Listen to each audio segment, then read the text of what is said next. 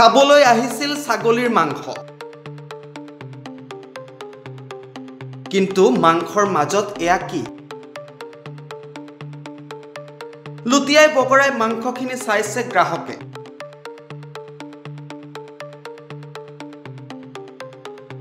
এয়াতো ছাগলীৰ মাংস নহয়, এয়া দেখোন আছাম ট্ৰেক্টৰ। ৰেষ্টুৰেণ্টত ছাগলীৰ মাংস খাবলৈ আহি লটিঘটি হ'ল গ্ৰাহকৰ। শিৱসাগৰৰ এখন ৰেষ্টুৰেণ্টত ছাগলী মাংসৰ লগত মিলাই গাহৰি মাংস ভক্ষণ কৰালে গ্ৰাহকক। শিৱসাগৰ চহৰত কাঠফুলাৰ দৰে বৃদ্ধি পাইছে একাংশ গুৰু গোসাঁই নমনা ৰেষ্টুৰেণ্টে। চৰকাৰী অনুমোদন পোৱাৰ পাছত চৰকাৰক বুঢ়া আঙুলি দেখুৱাই গ্ৰাহকক খাদ্যৰ নামত ধৰ্ম নষ্ট কৰাই আহিছে আলপাইন ৰিজৰ্ট নামৰ ৰেষ্টুৰেণ্টখনে।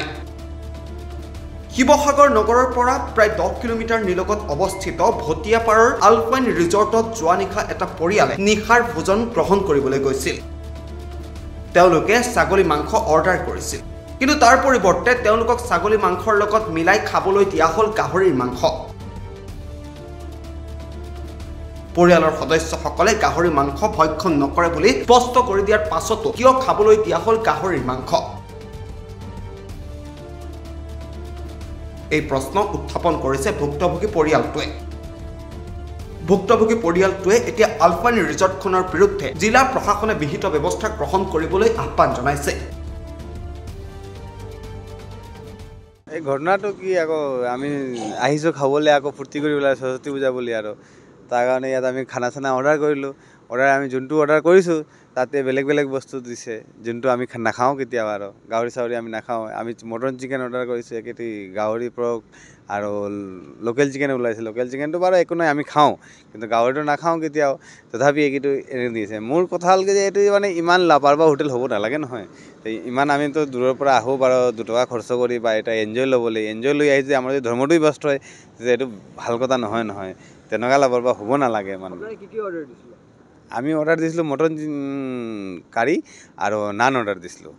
তাতে আমি মটন কাৰীৰ অৰ্ডাৰ প্ৰথম মটন কাৰী দিলে, তো মটন কাৰীৰ ভিতৰত ওলালে চিকেন ওলালে।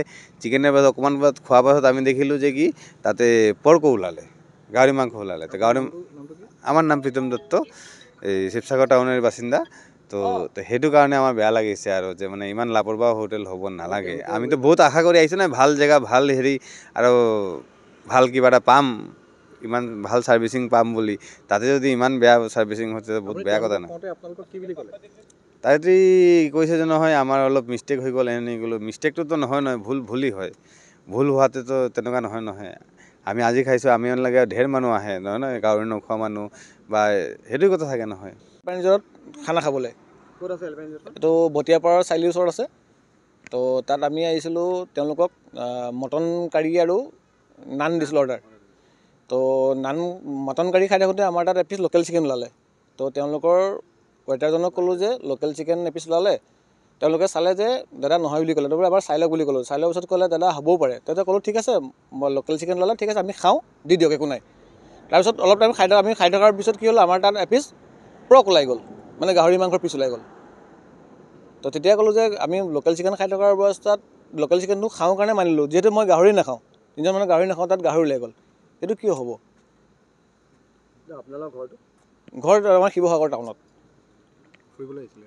ইয়াত খাবলৈ আহিছিলোঁ, সৰস্বতী খাবলৈ আহিছিলোঁ। কিন্তু তেওঁলোকে কৈছে কেতিয়াবা ভুল হৈ যায়। আমিও কৈছোঁ ঠিক আছে ভুল হৈ যায়, কিন্তু কিয় হ'ব লাগে? তেওঁলোকেও কৈছে যে কেতিয়াবা হৈ যাব, বনোৱাত ভুল হৈ যাব পাৰে। তো আমিও কৈছোঁ যে কিয় হ'ব লাগে? এটা লোকেল মটনৰ লগত লোকেল চিকেন আহিছে ঠিক আছে, কিন্তু পৰ্কটো আহিব নালাগে। 3টা বস্তু মিক্সন হ'ব পাৰে নেকি আপুনি কওক? হয়নে নহয়? সেইটোৱে কৈছোঁ, বেলেগ একো নাই। তেখেতলোকে কৈছে আমাৰ ভুল হৈ গৈছে, চৰি কৈছে। আমিও কৈছোঁ ঠিক আছে। তেওঁলোকে স্বীকাৰ কৰিছে ভুল হৈ গৈছে, নেক্সট টাইম এনেকুৱা নহয় কৈছে। আমিও কৈছোঁ হ'ব ঠিক আছে বুলি কৈছোঁ। শিৱসাগৰৰ পৰা মিনহাছ আহমেদৰ ৰিপৰ্ট, PB সংবাদ।